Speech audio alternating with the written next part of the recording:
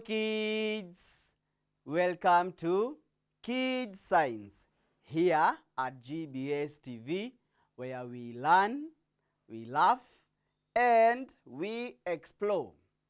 I'm your teacher, Teacher Paul, and now we are learning the last two letters of alphabets in Kenyan Sign Language. And now, last lesson, we learned how to sign letter V, W, and X. And today we are learning what, kids? Letter what? Letter Y and letter Z. And remember that when you sign alphabets, you sign with your active hand. Okay? So, let us start signing letter Y, then we move to the last letter, which is letter Z. So, you use your active hand always, okay? Then you remain with the small finger and the thumb finger. All other fingers, you fold them like that, as you can see from my hands, okay? So, you remain with the small finger and the thumb finger. So, that's how you form letter Y, okay? Yes. So, the next letter, it is which letter, kids? Letter Z, okay? So, you use your extended index finger. With this finger, you just draw letter Z like that. Extended index finger, you just draw letter Z. So, let us now sign the two last letters starting from letter Y to letter Z. You use your open palm, you use your small finger and the thumb finger. And that's how you sign letter Y. Letter Z, you use your extended index finger like this, and then you draw. You draw letter Z. Extended index finger, you draw letter Z. Again, let us now sign the two last alphabets. Letter Y and letter Z. Again, letter Y and letter Z. So, before we conclude this lesson of alphabet, let us now practice signing all alphabets in Kenyan Sign Language from letter A to the last letter. Okay, are you ready? Yes. So, we say together A, again A,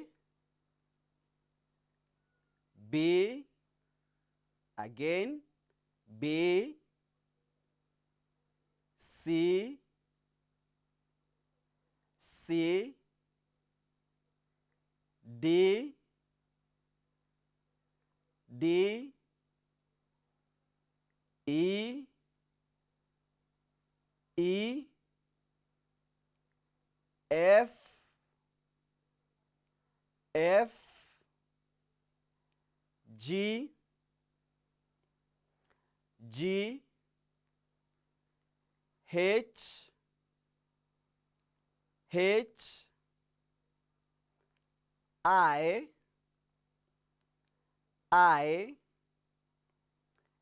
J, J, K, K, L, L, M, M, N, N, O, O, P, P, Q, Q, R, R, S, or S, again, S, or S, T, T, U, U, V, V, W, W, X, X, Y, Y, Z, Z. Hey, this is how you appreciate yourself, like this. Thank you for knowing all alphabets and how to sign them in Kenyan Sign Language. I have been your teacher, Teacher Paul, here at GBS TV, where we learn, we laugh, and we explore. Until now we meet again, continue practicing all the alphabets and be able to sign them in Kenyan Sign Language. Bye bye, kids.